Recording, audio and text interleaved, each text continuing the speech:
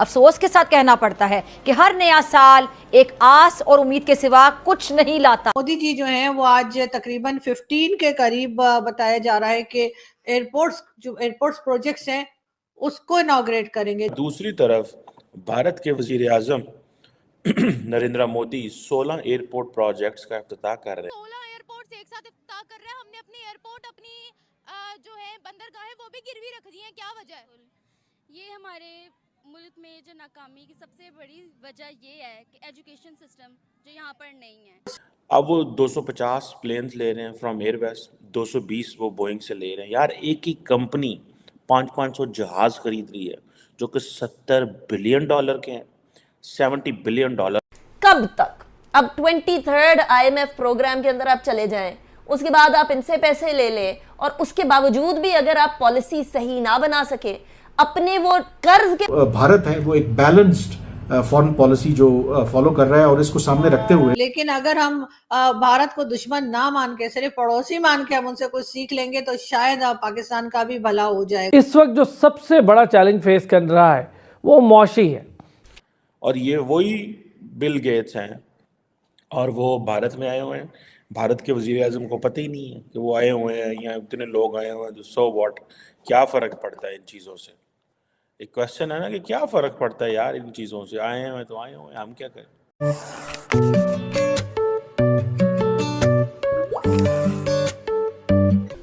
नमस्ते दोस्तों, जय हिंद। दोस्तों, प्रधानमंत्री मोदी जी ने भारत के उड़ान क्षेत्रों में क्रांति लाने के लिए एक साथ 16 एयरपोर्ट्स प्रोजेक्ट्स का उद्घाटन करने का फैसला किया है, जिससे भारत की इकोनॉमी में बहुत बड़ा बूस्ट आने वाले समय में आपको देखने को मिलेगा।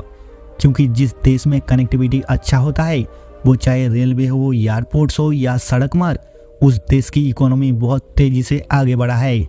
16 नए एयरपोर्टों में से 5 नए एयरपोर्ट्स अकेले योगी बाबा के उत्तर प्रदेश को मिलेगा।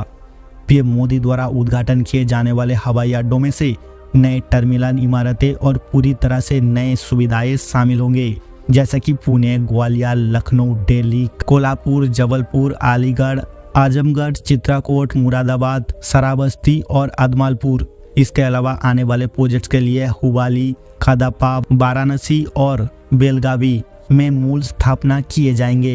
Union civil aviation minister Jyotiraditya Scindia इन विकास प्रोजेक्ट्स की प्रगति को निजी तौर पर देख रहे हैं। प्रधानमंत्री मोदी का अनुमान है कि उत्तर प्रदेश के किसी भी जिले में उद्घाटन समारोह में व्यक्तिगत रूप से शामिल होंगे, जबकि बाकी की प्रोजेक्ट्स को दूरबीन से उद्घाटन किए जाएंगे।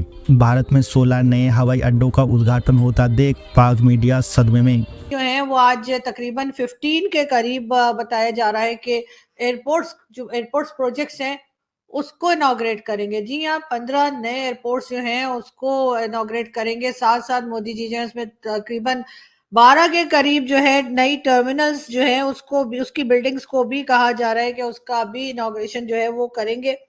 और उत्तर प्रदेश में कर रहे हैं वो ये, और उसके साथ साथ आजमागढ़ मेरे ख्याल ऐसे कुछ नाम है।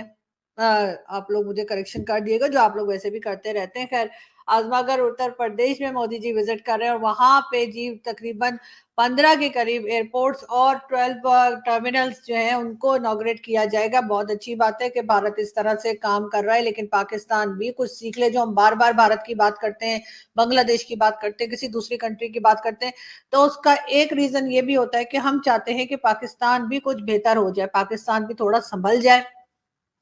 हमारी ना सही, हमारे बाद वाली और उसके बाद वाली जनरेशन जो है वो थोड़ी सी अच्छी जिंदगी गुजार लें। हमने तो जो प्रॉब्लम्स फेस करनी थी वो हमने कर ली हैं और हम कर रहे हैं।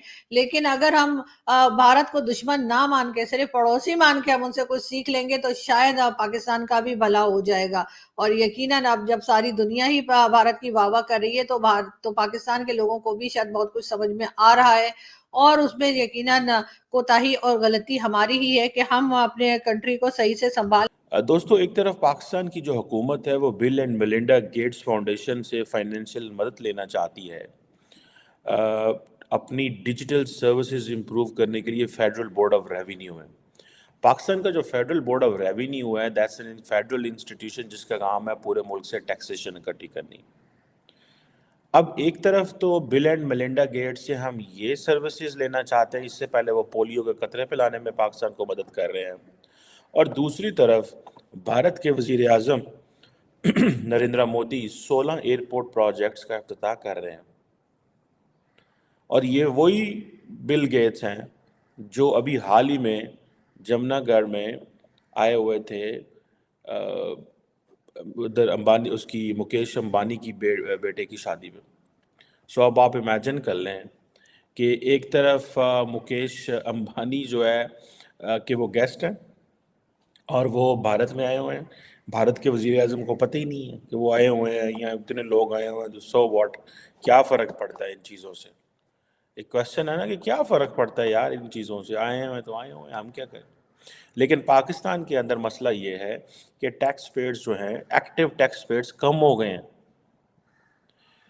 अब 3.4 मिलियन टैक्स पेयर्स हैं पाकिस्तान के अंदर, 3.4 मिलियन, 34 लाख बंदा चला रहा है किसको, 25 करोड़ लोगों को, 34 लाख बंदा, सिर्फ 34 lakh, 3.4 million people are paying tax, और उससे 25 करोड़ लोग चल रहे हैं। तो मुल्क ने कैसे चलना है।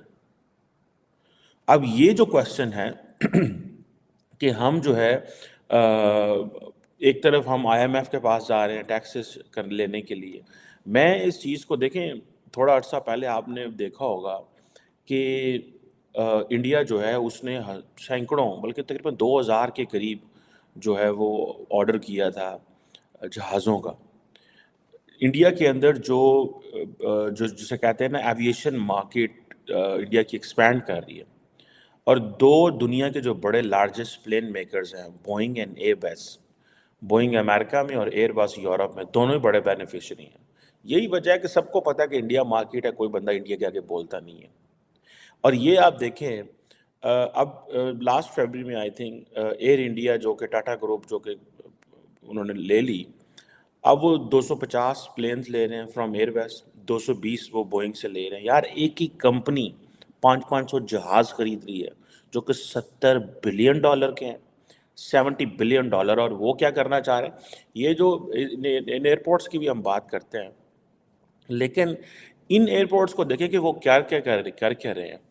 एक तो देखिए, एक कंपनी अगर अभी देखिए, अगले दिन हमने थोड़े दिन पहले कहा था कि यार टाटा जो है, ठीक है प्री इंडिपेंडेंस है, जब पाकिस्तान और भारत की जिसे कहते हैं ना आज़ादी से पहले की ये कंपनियां हैं, और आप उनको देखें कि वो काफ़ी ज़्यादा काम कर रही हैं इंडिया के अंदर। सो मैं आपको मज़े की बात बताऊं, हम तो बिल एंड मेलिंडा गेट्स के पास चले जाते हैं पैसे लेने, वो बिल एंड मेलिंडा गेट्स को रखते हैं साइड पे, आके देखो वो अब वो चाय वाले को ऑफर कर रहे हैं, वो जो लड़का था जिसने उनको चाय पिलाई। अब सिर्फ ये नहीं है, इंडिगो जो है कि एक कंट्री का, इनकी इंडिया का एक और बड़ा कैरियर है, 500 नए जहाज़ एयरबस को ऑर्डर किए हैं।